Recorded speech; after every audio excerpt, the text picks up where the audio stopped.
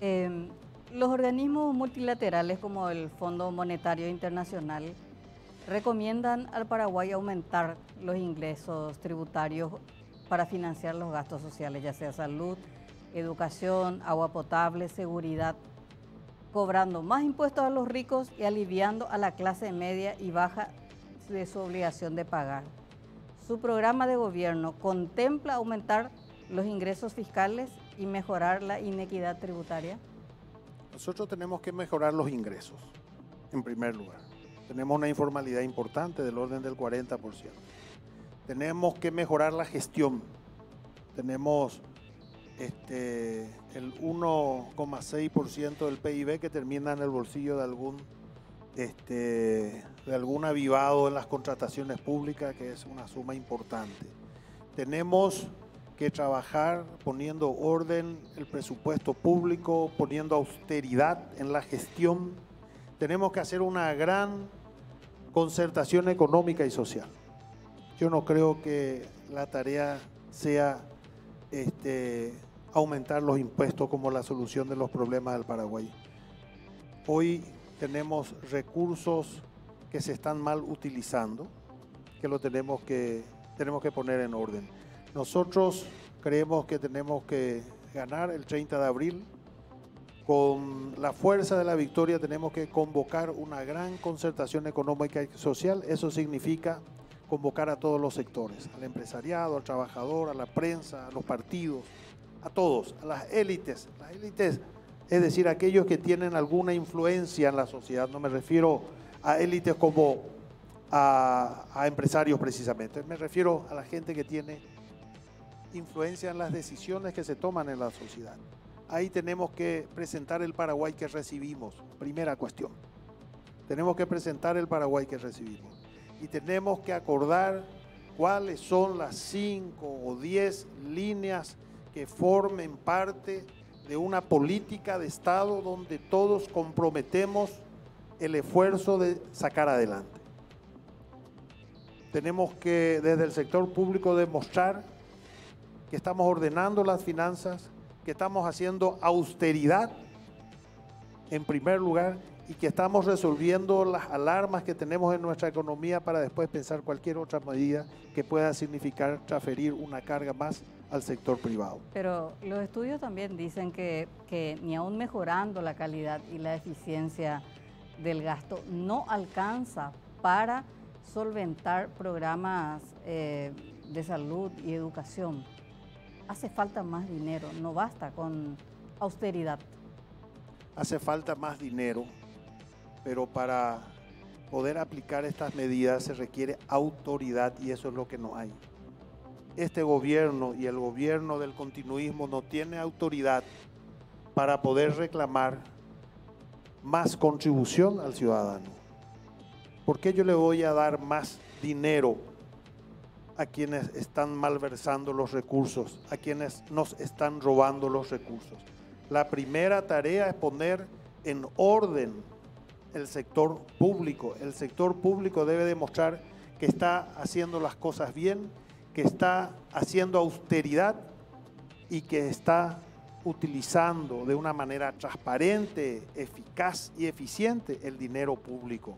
Ahí podemos empezar a hablar de otra cosa, no antes. Pero debe haber una mejora impositiva, una mejora del sistema impositivo. Las cosas tienen que seguir su orden. Lo primero es poner en orden este país que está controlado por la corrupción. El sector público cuya principal característica es la corrupción. Y estamos hablando de la corrupción del dinero del contribuyente. Primero tenemos que poner en orden, demostrar que estamos utilizando eficientemente esos recursos, que estamos haciendo austeridad, que no estamos despilfarrando el dinero, que no estamos dando el dinero público con privilegiados en el sector público. Después podemos hablar de otra cosa, pero no antes de resolver estas cuestiones. Actualmente la inflación está sumamente elevada y por ende se redujo el nivel adquisitivo. Incluso el BCP informó que esta reducción alcanzó un 40%. ¿Cuáles serían las políticas en ese sentido ante un eventual gobierno de la concertación? Bueno, si hay una inflación que haya disminuido ostensiblemente, como usted señala, la capacidad y el valor de nuestra moneda, naturalmente eso debe ser revisado y eso está vinculado directamente al salario. Claro que sí. En ese sentido, el 70% de la fuerza del trabajo gana menos del salario mínimo y el 78% no tiene IPS. Es la informalidad. Sí. Hay un trabajo grande que hacer, efectivamente. Lo que decíamos, hay un 40% que está en la informalidad, hay un sector importante y eso es parte de la gestión del gobierno. Es una tarea que tenemos que llevar adelante de tal manera a poder atender y hablar los casos según refiere cada situación, ¿no? Cuando hablamos de sectores que no perciben el salario mínimo, bueno, ahí hay una tarea que hacer, hay una legislación, hay normas, tenemos que hacer que en el Paraguay la ley se aplique para todos. Eso también refiere a la gestión. Si ocurre eso es porque no hay una gestión adecuada desde el sector público que pueda precisamente corregir estas circunstancias. Lo mismo con respecto a quienes están fuera del IPS, siendo obrero y esté dentro de las normas que exige esa condición. ¿Taiwán o China continental? Nosotros tenemos como país que llevar adelante una política exterior que se sustenta en primer lugar en nuestros intereses nacionales, en primer lugar. Y en segundo lugar, bueno, las alianzas estratégicas que podemos tener como nación con otros países del mundo.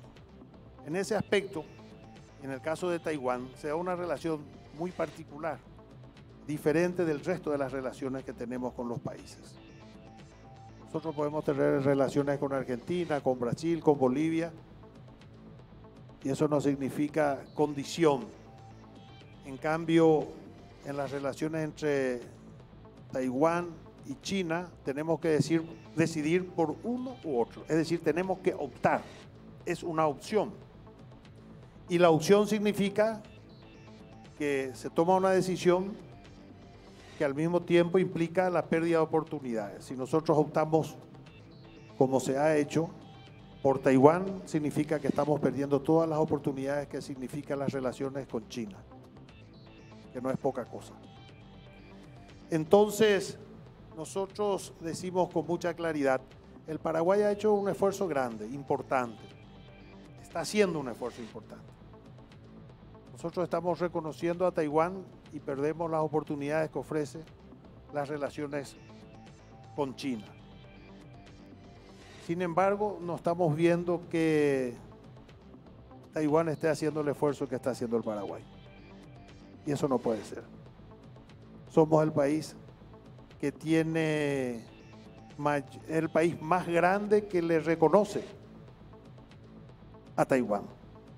Y ellos no nos están reconociendo. Ellos invierten mucho en Brasil, invierten en muchos países con quien no tienen relaciones o que no les reconocen. Entonces, esas condiciones nosotros no podemos tolerar como país. Nosotros decimos que tenemos que tener las relaciones que más convengan a los intereses nacionales, al Paraguay. Y sobre esa tesis y sobre esa posición vamos a tomar en su momento la decisión de nuestras relaciones diplomáticas, en este caso y en otros casos. Taiwán es una ficha importante en la guerra geopolítica entre Estados Unidos y China continental.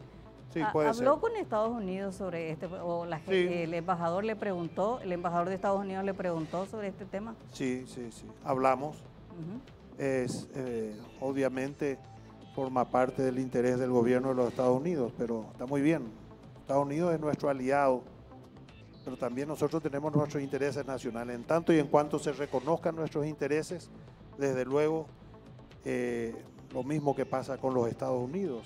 Hoy hay un plan muy importante que presenta Biden para la región, para América Latina, que afecta a 11 países, donde Estados Unidos va a trabajar, va a invertir y va a cooperar. no estamos nosotros los paraguayos. Entonces, nosotros somos un país pequeño, pero eso no quiere decir que no podamos nosotros tener una política exterior que busque efectivamente obtener los beneficios como país y que puedan beneficiar a nuestros intereses como país. Acá lamentablemente hemos tenido de mucho tiempo una política pareciera con complejos de un país pequeño. Nosotros podemos tener una política y hacer valer nuestros derechos. Portugal es un país muy pequeño, tiene una incidencia en la política internacional extraordinaria. Uruguay es un país muy pequeño, tiene la Secretaría General de la OEA. Es muy importante la política exterior. ¿Por qué nosotros no vamos a poder tener condiciones de hablar, de discutir y de obtener los derechos y los beneficios que nos corresponden como país? Eso es lo que tenemos que hacer y eso es lo que vamos a hacer desde el próximo gobierno.